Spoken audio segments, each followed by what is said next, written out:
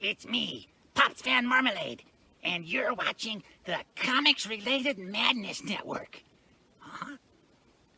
So come get some. CromCon. CromCon.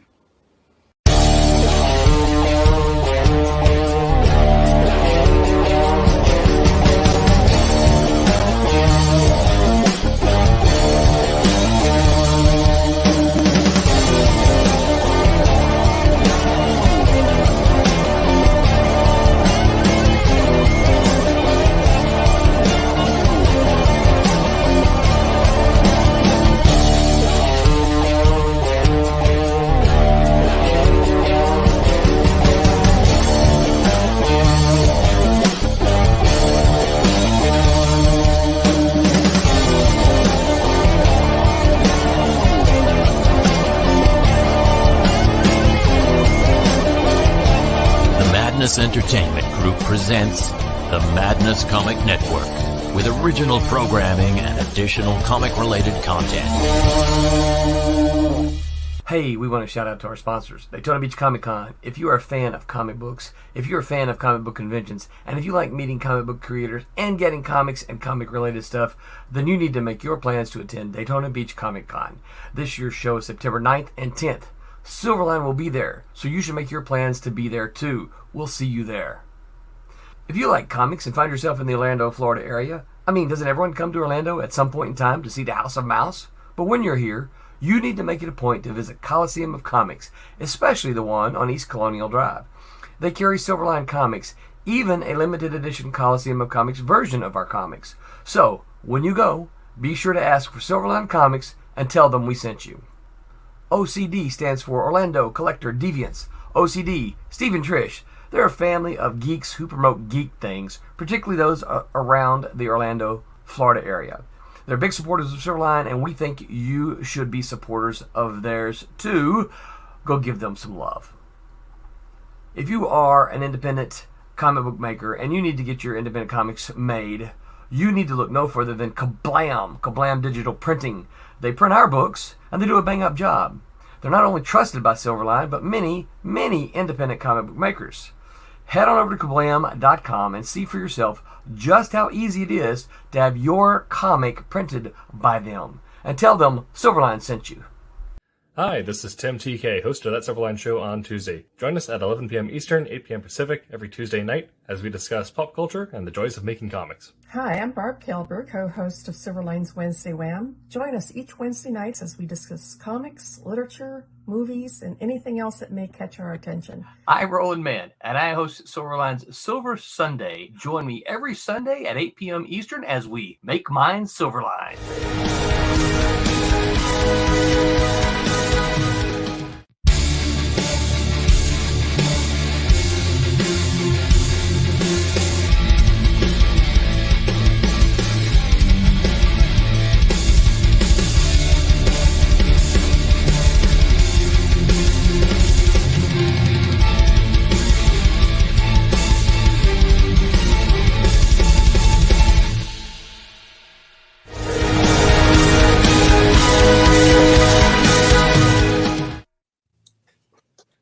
Good evening, everybody. How's everybody doing today?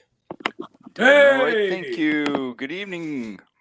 Hey, Barb and Rob and Martin. Nice to see y'all tonight. Are you guys getting a feedback from my sound?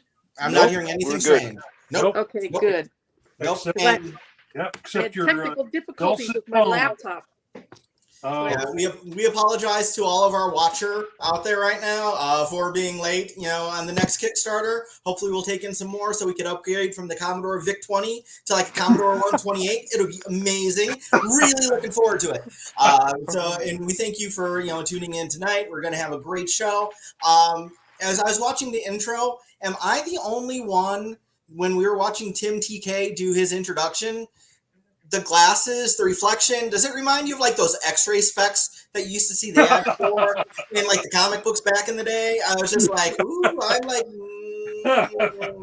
hypnotized. So I guess he's got some superpowers there. And tonight we might be talking about superpowers. We might be talking about action adventure. We might be talking about spy stuff. I don't know what we're talking about yet because I want to learn from each one of you. And anybody out there who's watching along with us today, feel free, put things in the chat. We do want to hear from you too.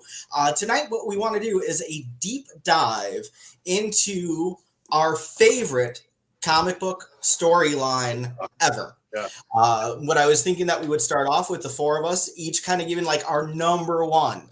And not just like, oh, my favorite one is, Archie when he turned into the superhero. And that's it. It's like, come on, give us like why, what, how did it affect you? What were the emotions you felt? Why is it memorable? Those are the things that we're kind of looking for to get some like meat and potatoes behind that. And if we run a little bit short of 15 minutes each to round out the hour, we could go ahead and do a second round. And we could also look forward to hearing from the folks in the audience, some of their thoughts and feelings. Please. What's that? Please, all the help we can get. Yeah, it is always great to talk, but it's always great to learn from our fellow comic fans out there, and that's what we're doing tonight. Tonight is fanboy and girl night. It's not, I'm not going to tell you that my favorite comic storyline of all time is Sniper and Rook, because that really isn't. It's the stuff out there that got me into comics to want to make my own. That's the kind of stuff we're focusing on. Right. Unless, of course, somebody's really narcissistic and their stuff is their favorite stuff, then we just go for that. But, all right, Martin's smiling. I heard a chuckle from Rob, and Barb hasn't yelled at me yet, so I guess I'm doing a good job. All right. So far. As long as you're doing talking, you're okay in my book. Excellent. Thank you, Empress of Inks. All right. So, do we have anybody that would like to go first and tell us, about favorite comic storyline? Galactus. Galactus. Wow. Do we have to just stick to one, or can we kind of choose half a dozen or more? We could absolutely. I'm not going to be able to talk for 15 minutes. Well, it says book storylines ever. That's plural. Yeah. So. Plural. Storyline, yeah. If you guys want to take it and kind of tie and weave things together, Rob, with Galactus, if there's a couple different Galactus storylines, or is it Galactus? Well, the first one, the very first one with Kirby, with the Silver Surfer, introducing the Silver Surfer and introducing Galactus. It was, there had always been some kind of more cosmic ideas in the Fantastic Four, and especially in Thor, but Galactus, just the whole Galactus storyline kind of took it to the next level, and just kind of it blew my mind and a lot of other young minds at the time. Kirby was bringing in this wild character, Galactus, and he was bringing in him over several books.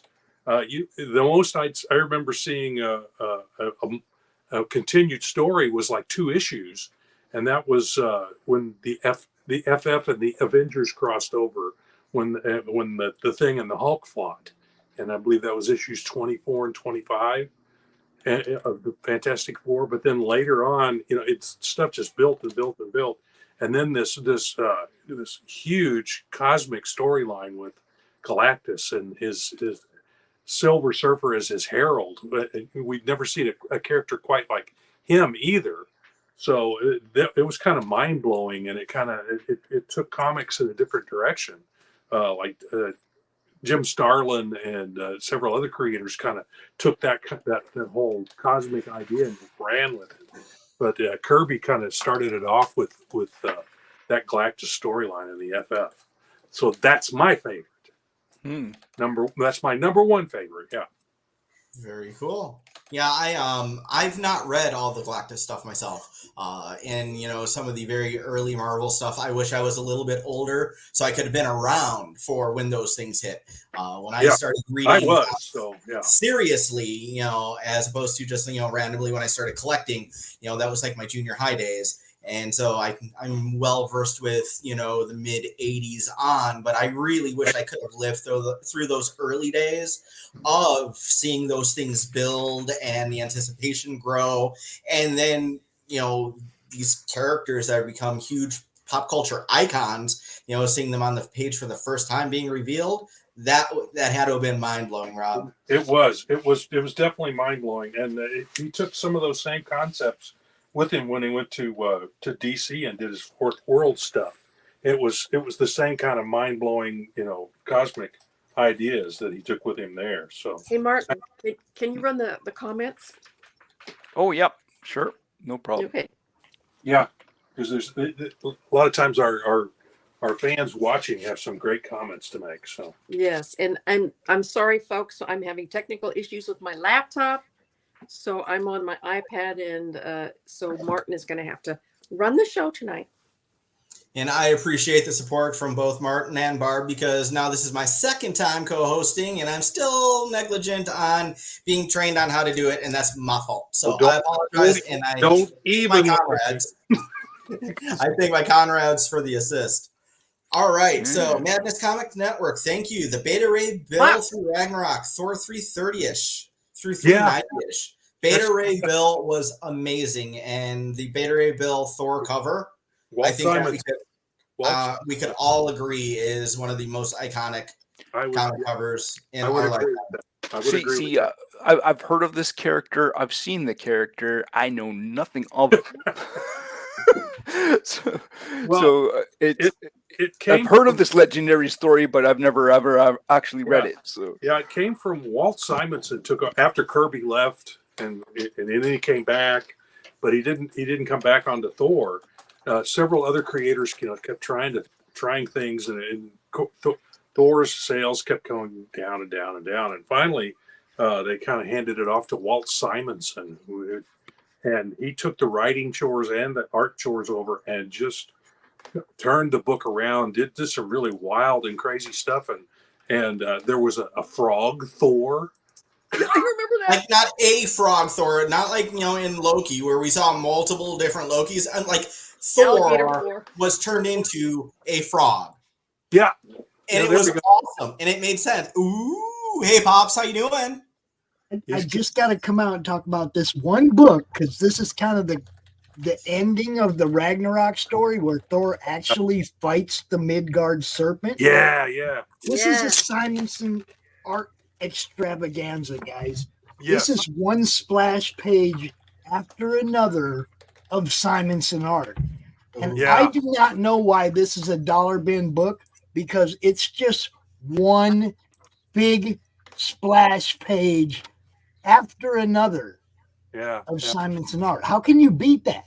One, full page, and sometimes double page splashes. All of it is full page art, the whole book. Wow. Well, and it's a dollar bin book. It's Thor 380. If you want to check it out, it is Thor 380. Awesome. Yeah, but his whole run on Thor was just incredible. He took the book in a whole new direction. I ain't gonna lie. Every time I see this book in a dollar bin, I grab it. I got about 20 of them probably. I just think you can't beat that. If you're an art fan, there ain't too many books that's one big full page art. I don't think I have that particular issue in my collection. I don't have that one, so I'll have to start checking the dollar bins. 380. 380. Got to put that in my head and remember. Look for 380. And that's my donation to y'all's show today. Good to meet you, John. How you doing? Good. It's been a long time since I've seen you, like over a year. So, and thank you for bringing the visual aids in too, because I'm like, I need to sneak away and grab something from my front room because I'm a geek and I have all kinds of nerdy stuff in my front room too, for when my turn comes around. So, but Simonson, loved him. I didn't read Thor at that point, but I was a big fan of his stuff on X Factor. Went back retro a little bit of the Simonson stuff with some of the other titles, and Frog Thor was super cool. Yeah, Frog. We call him Frog. That at a later date, but it was awesome. Yeah, but that whole he took the book in a completely different direction. Yeah. That's where a lot of the humor of Thor comes in. It started with that, and that they kind of built on that in the Thor movies. It seems like I'm not a fan of that. Caught on to that. They brought it into the movie. So they turned him into a fat surfer dude in the movies, man. Come on. Yeah, that was terrible. It was bad. It was bad, Rob. It was bad. That was such disrespect. They turned him into a buffoon. Yeah, it was bad. It's now, the first Thor movie, I thought was really done well. Yep. Okay. Even as an amnesic, he knew he was a Asgardian, and he'd throw the cup down and all that. He knew who he was, right? And they portrayed who he was well. And they kind of got away from it. Well, I don't want to take away. I don't want to like take over your show just talking about my dude. But that was my donation to the topic. It's like I like from about Beta Ray Bill to that Ragnarok was just good stuff. It was. So, like the synopsis, Martin, I think for Beta Ray Bill, Beta Ray Bill is a guy from kind of like a horse-looking kind of people, right? And he was worthy of picking up the hammer and was granted the power of Thor. So that's why it's basically Thor's uniform with a dude with a horse head. But he looks like awesome. He looks so aesthetically cool. And then later on, after he winds up giving back the hammer, they made a hammer just for him, and that's where Stormbringer came in. And then Stormbringer. Yeah, that's the cover. That's what I'm talking about. That's the iconic. There you go. Cover. Yes, sir. Beta Ray Bill. Essential Beta Ray Bill pose right there. Yep. That is one of the most iconic covers of the 80s, period, hands down. Smashing the logo. Everybody's like, holy crap, what's going on here? And and that character was worthy of that hammer. I love Beta Ray Bill. Yep. And just for the record, Silver Surfer is like my second favorite Marvel character. So I was right there with the Galactus story as well. I get, those are like. Am I right or am I right? You're right. These are our iconic stories. Good stuff. Yeah. What do you? Who's next? Who's next? Oh yeah. All right. Oh, Bard, Kingdom Come. Bringing it up in the time machine here to a little more recent. There you go. All right. Look, I'm going to play producer in the background for you. I'm going to put up your comments so that Martin can kind of see how we do it. You big screen people when they're showing stuff off, but I'm going to get out your way and just kind of help you out, produce from backstage. Okay. Thanks, Pops. I have a lot of different storylines over a lot of different books, including the one that got me into comics. But I wanted to point this one out because you don't often see your heroes age. And this one, this one took, and it was so beautifully done by Alex Ross. I mean, you liked it so much, you got to go a little bit to the, there you go. You got it in the hardback because you liked it so much. Yeah. Yes, this was just so incredibly beautiful. I'm trying to find a splash page here.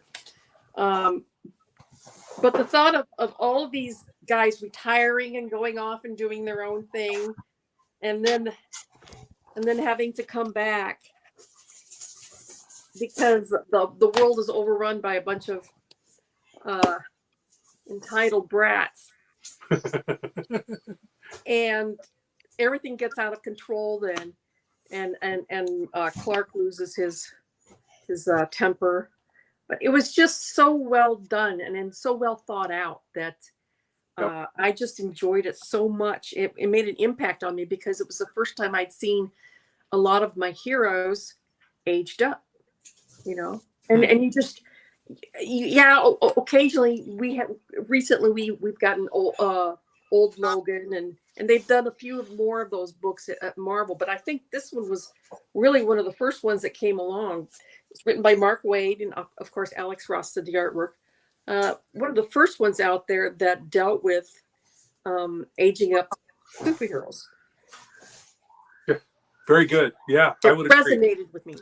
I would agree. He did a fantastic job of showing age. He didn't just add a few lines in the faces like most comic book artists do to show age. Because he painted them, they're fully painted. They looked real, and I thought it was because he uses people. He uses Norman McKay, the narrator of the story, is actually based on his father. Mm-hmm. Yes. His father was the model for that. Okay, Martin, your turn. Oh, my turn now. Oh wow. Oh boy.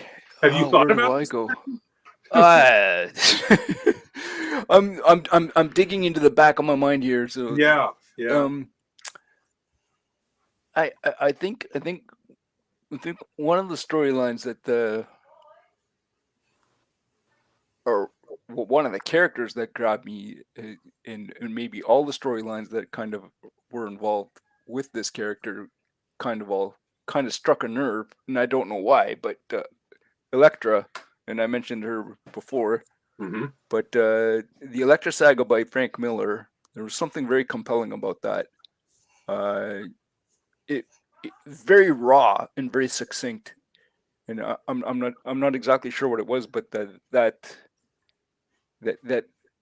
something key element of that was Frank very Miller very on all cylinders. Yeah. So there's just something there that was just grabs you, and you feel it when Elektra loses to Bullseye, and she loses her life, and Matt loses her as his his the girl that he loves and everything, and it's just very very strikes a nerve. But it was also followed up with Scott McDaniel did with DG Chichester did Elektra Root of Evil. Yeah, there you go, the Elektra saga. This is my third favorite Marvel character, actually. So there you go, guys. I got it all. Yeah. So I after the mid '90s, they never figured out how to actually use her properly. I don't think so. But don't get me Scott started. McDaniel They ruined her in the movies. They watered her down. She's a killer. She's a killer. So DG Chichester and Scott McDaniel did Elektra Root of Evil, which is also a very compelling story and extremely visual feast for the eyes. It just kind of like stunning layouts, stunning graphics, just a very very amazing approach. So that would be one of my key storylines that struck a nerve with me back in the day. So, is there a certain storyline that got you into comics, like me? A certain storyline that got me into comics? Not necessarily. You could probably say Donald Duck. So like when I was start with the tame ones, Donald right? Duck or Scrooge. Yes. So when I was a kid, I was reading all those like the Whitman and Gold Key comics, the Disney stuff that was being put out. There was a couple of really good ones though. Like there was a what was it? Donald Duck. So something to do with a pirate ship. And I can't remember what the story was, but I do remember that had a strong impact because the story was so well done, and they drank Slumgullion, and it was it was a great story. So Carl Barks. Carl Barks. It was ElfQuest, and I mean they've been around for 40 years, so they've got multiple storylines and spin-offs, and they just finished another one, so there's a ton of storylines. But the original one, the very first storyline, Journey to Sorrow's End, hooked me, hook, line, and sinker, and made me want to become a comic book artist. So that was huge for me. It was so compelling. These elves were, their home had been destroyed, burned out, and they were going across the desert, and they meet up with they didn't think there were any other elves in the whole world, and they stumble across a desert tribe, and they have problems with them, but it all works out in the end. But I mean, it was just the human aspect. I know humans and elves, but it's epic storytelling as well. It was epic. It wasn't just a one and done. There were never really any one and dones. There was always a throughput in the story. Yeah. That storyline led into Siege at Blue Mountain, and then what was the other one? Kings of the Broken Wheel. But the first one, very first one, they were all well done, but the very first one was I think the one that hooked me the most and made me want to become a comic book artist. So that one propelled me into comics. So I have to give that one props. Yep. So Roland here says that I know this is an unpopular opinion, but I'm not a big fan of Alex Ross's comics. He's a fantastic artist, and I think he has good covers, but just not a fan of his interior work. Too stiff. I was going to mention. I share the opinion to a certain degree. Because he uses real people poses. And of course they've got to hold that pose, so it's going to look stiff. Well, he's gotten better. He's gotten better as he's progressed, because his very first stuff was very, very stiff. I was actually going to go with some of the earlier stuff, Rob. Alex's stuff is nice, but not necessarily, like my cup of tea that I want to see all the time. But Exactly. I remember the first time I saw his work, it was at a 7-Eleven next to a video rental store. And it was from one of our beloved comic companies that I think we talked about last time. I was hosting Now Comics with Terminator: The Burning Earth. Right. And it was the cover, and it was signed Alexander. So it was even before he went by Alex Ross. It was signed Alexander. I'm like, damn, she looks hot, And so it was a very pretty cover, and that I was like, oh, cool, he's got some nice stuff here. But for panel to panel stuff, not necessarily my cup of tea. But like Roland was saying, that his opinion, unpopular one, I agree to some degree, and that's the great thing about comics. Everybody out there has something that they like and that they gravitate to and that they grab onto. Back there. That's awesome. I was just going to say that for Mr. Ross's work, I appreciate it, but it doesn't grip me. Yeah. Does that make sense? Yeah. Beautiful covers. That's close to what that's close to what. Covers are beautiful, but to me they all kind of look the same. And I'm like, I said something about this on an art stream a couple weeks ago, and I literally got jumped by her back. Oh, that stuff is amazing, but I didn't say it wasn't no good. I didn't say that. I said all them covers. I can bring out 5 or 6 Alex Ross covers, and they all kind of look. Yeah. They look like they're done by Alex Ross. Yeah. I was talking about the Mark Waid storyline, but Yes. I gotta go. Yeah. Roland had said a minute ago that he'd love an Alex Ross cover for Silverline. Absolutely. I would love an Alex Ross cover for Sniper and Rook. I mean, that would be fantastic. American, red-blooded American. He's all into that. It'd be very fitting. It'd be very cool. And I think that he could have them in some very dynamic poses, and it would be a beautiful cover. It'd be fantastic. I would lose my mind, But Roland, let's work on that. If he still lives in Chicago, maybe go visit him and knock on his door at 3 a.m. and be like, Alex, for certain stories, for certain stories, he's perfect. I thought he was perfect for Marvels. That series, that other series that he did for Marvel Comics. I like Marvel from the aspect. That's another. Okay, so we're bringing in another great storyline here. Marvels was also one of those. I think he was perfect for that. I thought it's a little stiff, but the thing is he pulled in all these references, and for his models for the characters, brought in interesting people. Like the professor from Gilligan's Island was Mr. Fantastic.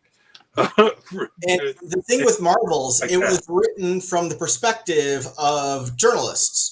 And journalists, regular human beings, and photographers would be capturing real life, so that lend. I thought that right. So the conceit works because he's also doing very realistic images. Yes, that's right. It's so perfect. Interesting. Yeah, the perfect marriage, story and art, right there. Yep. Very cool. All right, so John, what's your favorite storyline? How much time limit do I have? Because I could take the rest of the time on this. Well, we all did one, so let's, or well, two. All right. So let's give you two. I kind of did two. So my one. I have my a third. one. Greatest storyline in comics to me, the one that has totally. Who's the new guy? You talk about me, Tommy? Tommy on chat there just put in, who's the new guy? That's got to be me. I made my, oh shucks, what's that called? It's just Laura Monty. Logical Star Return a couple weeks ago. So, Prodigal? Did I say Prodigal? I meant Prodigal. And it's been a long day, my friends. Anyway, so my favorite character of all time, Spider-Man. Yeah. Amazingly enough, it's not a Spider-Man storyline. That's my favorite. It's actually Captain America. And the storyline itself started in a big way, Captain America 332, junior high days for me, but it had started having seeds earlier. Captain America 332 kind of culminated with those seeds that were getting planted. Before the issue, Captain America had been fighting a new patriotic superhero, and we know that there's lots of patriotic superheroes. And he realized that he was getting older. So Barb, a little bit about like our people don't age. Cap's getting a little older. He's getting a little weaker. So this new guy is named Super Patriot. And he's got, some other people that he's working with. And there's questions where this guy got his powers from, which tied into, Rob, how you're saying, like, we could talk about things that go into other books. Well, if anybody was reading the Thing solo series, we know that for a while, the Thing became a wrestler. And he was wrestling in what was called the Unlimited Class Wrestling Foundation. And Ms. Marvel. What's Ms. Marvel's name? Carol. No. It was Carol Danvers. Sharon, somebody else. Monica. The other one, Monica? Was it Sharon Ventura? Maybe it was a different girl. Maybe, it wasn't Captain Marvel. Sharon Ventura was also one. She became a She-Hulk, or a She-Thing. But there was a guy named the Power Broker that was selling wrestlers or wannabe wrestlers a serum that gave them super strength and superpowers. And so you have like all these people, they're cashing in on the whole WWF thing. And Super Patriot wound up being one of them that got it.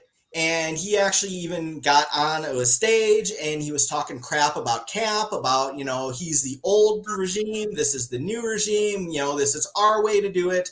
And kind of like riling some stuff up and wanted to fight Cap. And Cap even thought to himself, he's like, wow, if something didn't intervene, I forgot what intervened, he would have lost the fight. And so now he's kind of questioning, like, is he too old for this? Are his ideals past? Is this not the right time for him to be Captain America anymore? Well, Captain America 332 comes around, and the government basically says to Steve Rogers, hey, Rogers, we created your name. Oh, I'm losing my finger. We created your name. We created the shield. We created the identity of Captain America. We created your uniform. You need to come work for us. And if anybody remembers like the whole government stuff going on with Henry Gyrick, who was trying to run the Avengers for a while and saying, you guys all work for us. So, he's part of that. And it's the Council for Superhuman Affairs. It's Council. I think that's right. Yeah. But anyway, it's this group. Winds up being somewhat nefarious group. And they tell Cap, if you want to still be Captain America, you can, but you have to come and work for us and do the missions we say. No more just running around with the Avengers doing whatever you want. You have to listen to us because be an agent of the government. Yeah. Agent of the government. And so basically at the end of the issue, your licensing right is basically what they were saying. We copywrote you. Yep. So Steve basically gives him a speech, says, yeah, I don't want to mindlessly just work and do what I'm told. Folded the uniform, put it in the shield, handed it back. And then they're like, the council's all like, shit, now what do we do? Well, what they did set off a chain reaction. So Steve Rogers kind of went off on his own thing, a journey of self-discovery, got off on a motorcycle and rode away. Nomad, right? No. Actually, this is after Nomad because Nomad okay. shows up. But yeah, so it's kind of like a second coming of the Nomad idea. Very much so, Rob. Who was drawing it at that point? Was it I know Kieran Dwyer was drawing some of it. And a couple other artists, but I remember the Dwyer stuff.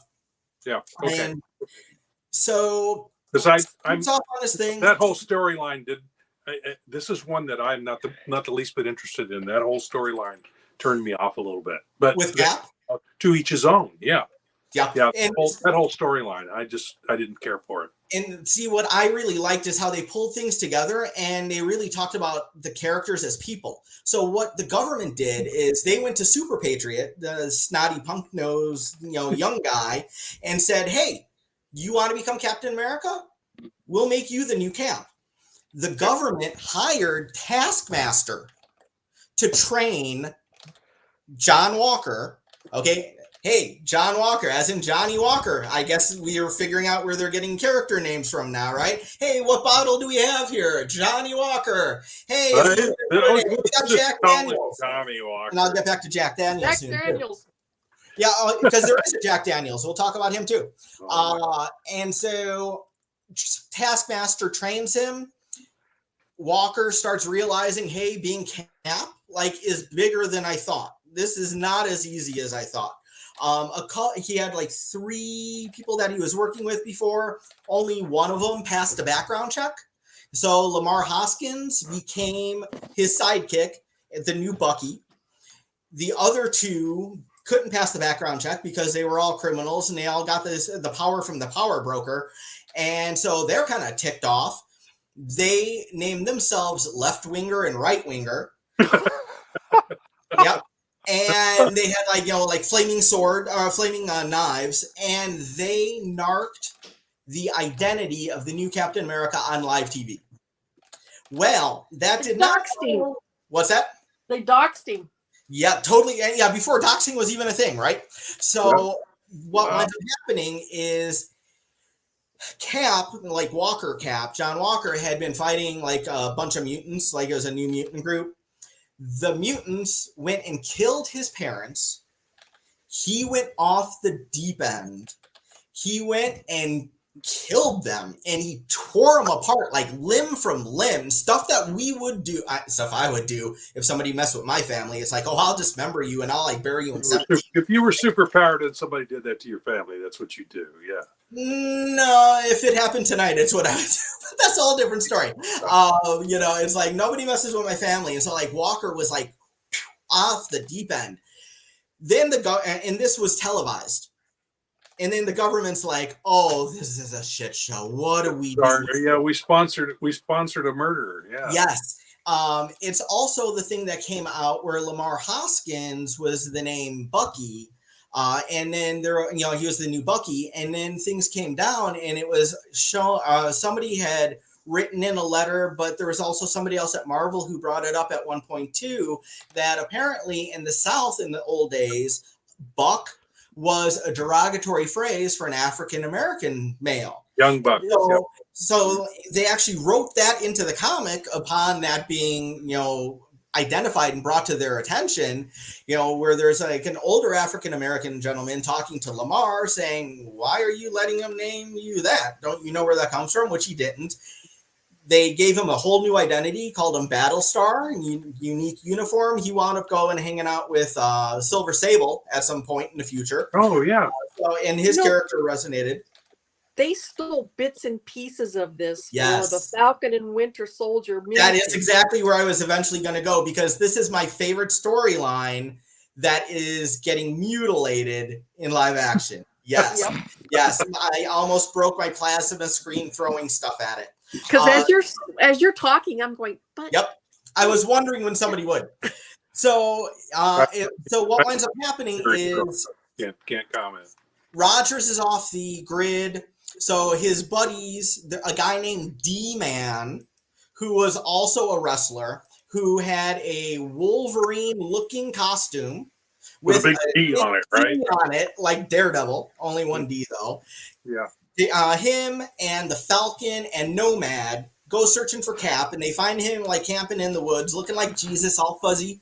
And D-Man, who was a wrestler, he was part of that wrestling group, said, hey, I had one of my friends go ahead and make you a new uniform. And it was my Demolition Man. Yes, Roland just put into the chat. Demolition Man. That's what D-Man stood for. D-Man, yeah. Demolition Man. And that uniform that was designed by Tom Morgan is my favorite comic book uniform of all time. It is black. It is red and white. And the star, instead of like the star that we see in Cap with the big white one, it's black, like his heart has been punched out. So this, why are you not? You have to turn off that. Yeah, I'm going to have to get rid of that. Hold on, let me go ahead and turn off my background. For a moment, yeah. Done. All right, that's my messy background. So this is my all-time favorite uniform. Oh, cool. I love it. So he went by the name The Captain. Take a look at that shield. That's his that's the Captain's second shield. So what wound up happening, so Rogers puts on the new uniform, he's going around doing good. He goes and talks to Tony Stark about making him a shield, and he made him a shield that was almost identical to his original, completely silver. And it was awesome. It was really good, just off by a millimeter or so. Again, using like the devil's terms with the metric system. And that was when the Armor Wars was starting in the Iron Man comics. Right, yeah. So Iron Man technology had been stolen, integrated into a lot of other armored characters, and Iron Man was on a quest to disable all of those armors, even if it killed the people in it. He didn't care. Turns out, like the super armor powered police, basically the guardsmen, the guardsmen in the green uniforms, actually had stolen Stark tech in them too. So Tony wanted to take them all out too. And Cap went to stop them. Iron Man zapped him, knocked him not unconscious. He could still think, but he couldn't move. He was immobilized, and took out the last guardsman. Rogers winds up going to Tony's place, chucks the shield back at him, says, I don't want this. We're no longer friends. That was the divide between Cap and Iron Man before Civil War and before the stuff that we saw in the MCU with Civil War. So there was already a divide there. The shield that he wound up getting later on came from our friend the Black Panther. So this one was completely vibranium, as opposed to the other one being animated. They're playing on that. They're playing on that same thing. They played on that same thing in the Endgame. Yep. Yeah. And so since you brought Endgame in, I'll bring that up now. When Cap comes into Endgame, no, this is good timing. Because I know I'm like doing a whole free flow of thought right now. Remember when Cap comes and he finally gets to say Avengers Assemble? The white star is black. It was torn away. Yep, that's what I'm saying. Because he's lost faith. Like that. Yep. So turns out that this whole thing was orchestrated by the Red Skull. It tied into another storyline that had been in the 320s, 322. So like the 319s with another character, Flag Smasher, one of my favorite characters, who wanted to get rid of all nationalities, get rid of all countries, make America or make Earth like one people. Yeah. No, that's not so bad. The way he was doing it, not so good. So Rogers winds up having to fight him, and he does save his life. His uniform is very cool, kind of like think Space Ghost with a big globe for a belt, okay, and red Captain America boots. So that's Flag Smasher. He's really, really cool looking. And he had his own group called Ultimatum, which stood for the Underground Liberated, Totally Integrated Mobile Army to Unite Mankind, which I've known since 8th grade, and I'm 50. So I have no life. I don't even know why somebody married me. Lucky, I guess. So it's not my boyish charm or knowledge about 80s comics. Well, to make a long story short, I know, too late. Rogers and Walker wind up fighting, and they found out it was the Red Skull that put him up to it. The commission winds up talking to both of them, and Rogers just leaves, and then Walker runs up to him, kind of as now he knows really what the mantle of Captain America means. It's more than just being patriotic. It's more than just a symbol. It's a symbol, and the person who's in the uniform having that heart and that mindset. And Walker, and this would be Captain America 350, with the Kieran Dwyer cover, had talked to him. He's like, Rogers, take this back. If you don't take it back, they're just going to give it to another schlub who's going to screw it up like I did.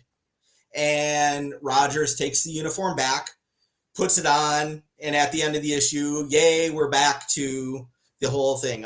Throwing some Serpent Society in there and some other stuff, and that was the storyline. But then a couple issues later, we get this black cover with a character coming in punching at you like this, very much like this. And so what the government did is they didn't want to waste their money that they invested in Walker. They never explained in continuity at that time how they got Rogers the captain uniform, because that's what he went by in the red, black, and white. But John Walker wound up with the uniform, and they named him U.S. Agent. Yeah. Which we saw in Falcon and Winter Soldier, just like you said, Barb. All right, so that was the Wyatt Goldie Hawn's kid. What's his last name? Goldie Hawn's husband? Wagner? No. Kurt Wagner? Oh, no, wait. Kurt Russell. Yes. So Wyatt Russell plays U.S. Agent in the Marvel Universe now. He's going to be part of the Thunderbolts team. And so he winds up, John Walker takes over this identity, this uniform. He winds up getting a new identity because everybody knows that John Walker killed a bunch of mutants, not good. And they gave him a new identity named Jack Daniels. Oh, that's where the Jack Daniels comes in. Yes. So I'm like reading this. I'm like, are you really kidding me? Are you serious? Okay, whatever. Like junior high me, okay, like what's the next one going to be? Jose Cuervo? What the heck's going on here? So that'd be a cultural appropriation to these days, so we can't do that. But yeah, so like it was really awesome, and he wound up leading the Avengers in Avengers number 300. This also took place, I believe, during either Acts of Vengeance. Yeah, I think it was during the Acts of Vengeance. So he had appeared in a couple of different places. The crossover, I think it was Iron Man 280, if I remember correctly, where he had the altercation with Iron Man and Rogers. And then the resonating effect is U.S. Agent is now been part of the MCU ever since. Badly written by most people, in my humble opinion. I would love to give him a go because I think I'm the only one that could really do it right, but that's just me.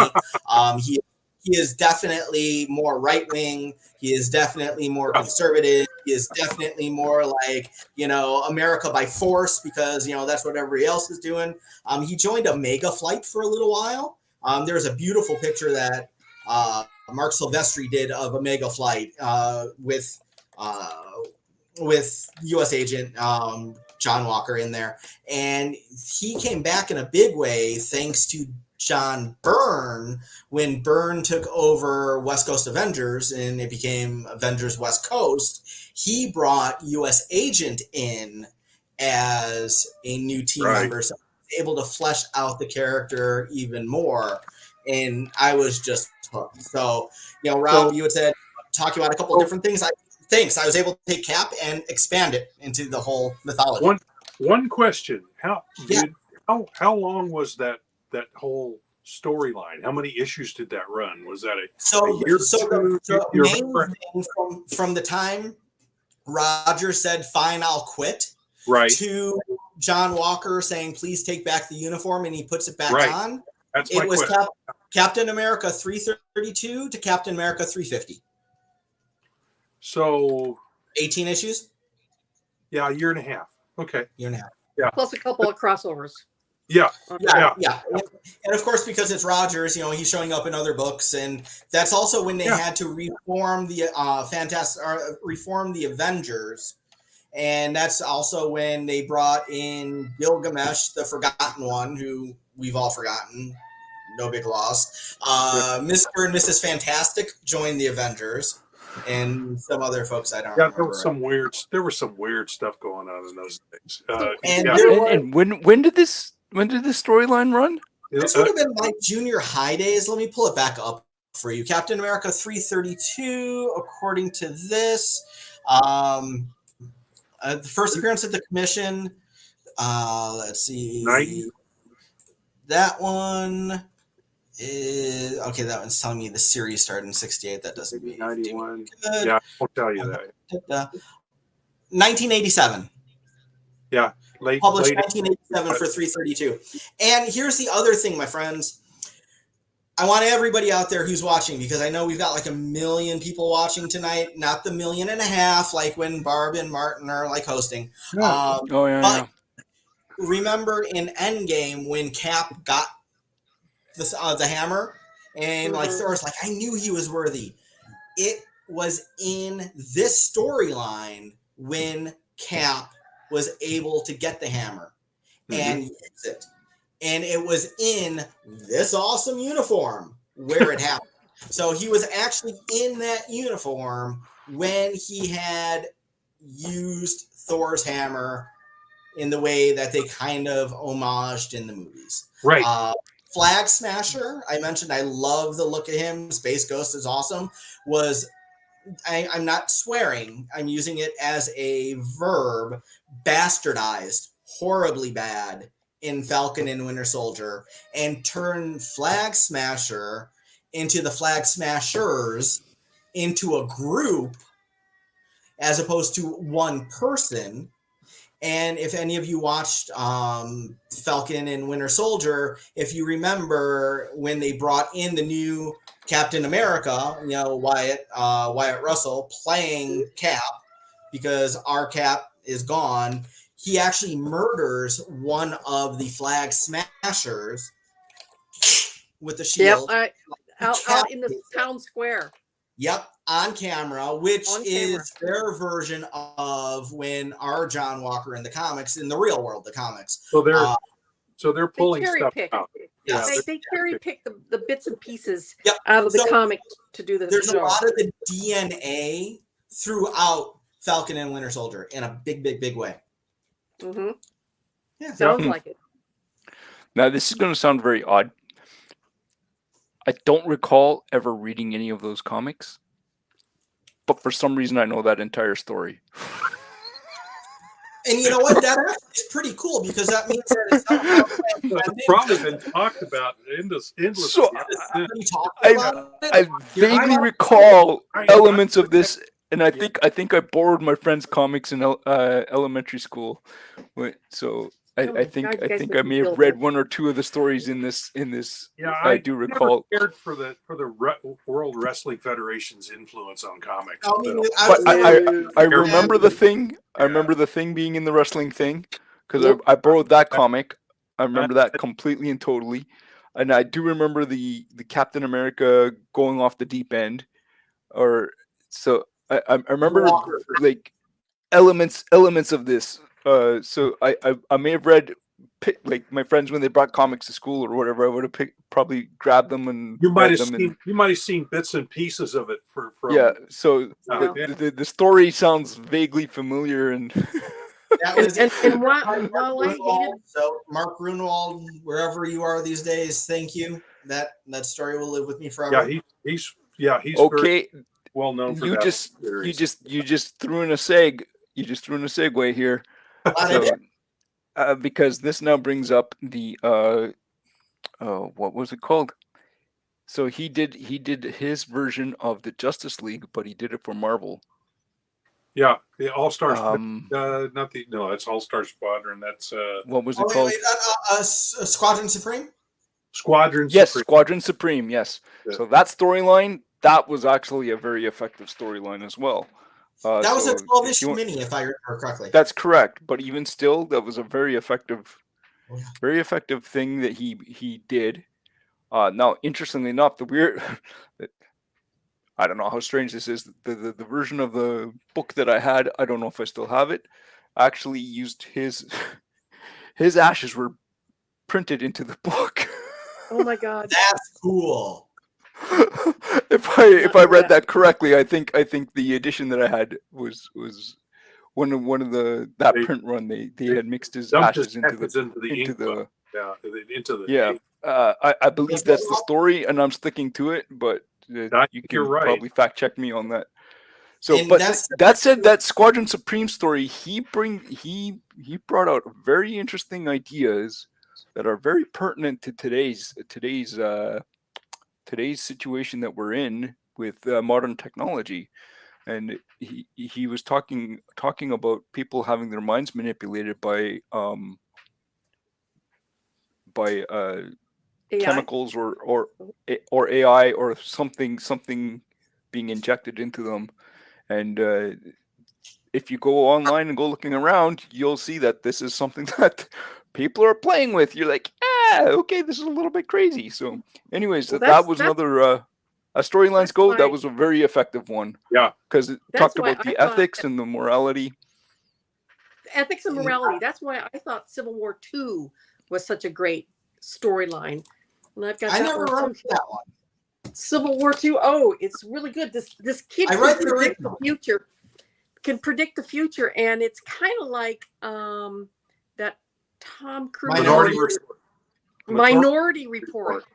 Exactly. Now, how ethical does it get if you kill somebody or take them off the board in some way on the possibility that they're going to do something wrong?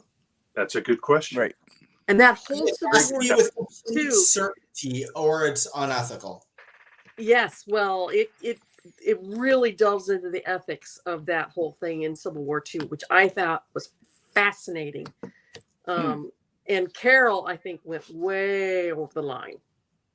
Well, she ended up killing Tony Stark, who's my bae. Well, no wonder you didn't like it. Well, it wasn't that. That was a really spoiler alert. A shocking ending. But the whole, I have to take this kid out. He's got to be eliminated because he can see the future, and or this is going to happen, or this might happen, and he's going to cause this to happen. So if we let him live, he might cause this to happen. And where do you draw the line? Yep, excellent questions that are posed there. Yeah, those are good. Those are good questions. Those are the kind of questions good storytelling will address. Yes, and Civil War II. I hated Civil War I. Civil War II made you really think. I mean, a lot of people will say Civil who wrote War that? Do you recall? 2 or 1 did the same thing, but I don't think it was anywhere near as good as Civil War II. Who wrote that one? Do you remember? Yes, Bendis. Michael Bendis. Okay, all right. Brian Bendis. Yeah. Brian Bendis. In Civil War I, Barb, you were saying you weren't digging Civil War I as much. Civil War I reminded me of little more than a rehash of the Mutant Registration Act that they had in the early issues of X Factor, where Cyclops, all the original 5 were pretending to be mutant hunters in order to locate mutants and bring them into safety and security. But the public at large thought they were heroes that were wiping out mutants and arresting them. Days of Future Past is another influence on that story. It's which is another one of those epic storylines that it should be right up there with the other stuff we're talking about. So tonight. If you guys want a good storyline that's going to make you feel, well, would I have or wouldn't I have? I don't know if I would have unless I was in the situation. Then Civil War II is a good read for you guys because it raises. I think I have copies sides. of it, but I haven't read it. I like that. It was during a period where buying comics but not reading them. Since we were talking media, that made me think of one. I don't know if it was post credits or right at the end, Barb, Deadpool, when he went back in time and baby Hitler was in the nursery and he's walking back and forth. Do I do it? Don't I snuff him out. Save all those millions of dues and pulls and checks. And, I'm mostly Eastern European blood. My families were obviously affected. That one was a certainty. Snuff them out. Not a problem. But if something in the future might happen, you can't be actionable on that. Here would be my problem with that story. I can't go back and do that. Because if I did, then I wouldn't be here. You kill yourself. Because my father and mother met because my dad was in the army fighting Nazis. So if I kill Hitler, I'm not here. So, and see, that's one of the great thing. The butterfly effect. Yes, and absolutely true. But how many heroes in comics across the years have done things that they know will not benefit them, but it's going to benefit the greater population at large? I mean, so it spoke a lot to that, and that's saying, a lot to me. Like, that's basically what Peter Parker does every day. Like the loved loser. He always had, bad things happen, but he was out there doing it to take care of everybody else. So, but yeah, you're absolutely right. Yeah, it would. Great power comes great responsibility. Yep. Yes. Kind of over. I'm gonna have to pop out, guys. It's after 8, and I gotta do something. Oh so. no! Okay. All right. Silverline comic. It is what a hero does. Well, ladies and gentlemen, thank you for taking an hour with us today. We apologize for the late start, but we ran a couple minutes over, so you got your money's worth. Should make up for it. All right, so everybody, Rob Davis, big round of applause for tonight. Martin, round of applause. Barb, round of applause. And I'm okay. So, all right. All right. You did great. Thank you. All right, everybody. Make mine Silverline. Silverline. Martin, what are we making yours? Make mine Silverline. All right, everybody. See you next week. Make mine Silverline. Have a great night. Martin, you're going to have to take us out. Yeah. All right, so my second favorite story of all time.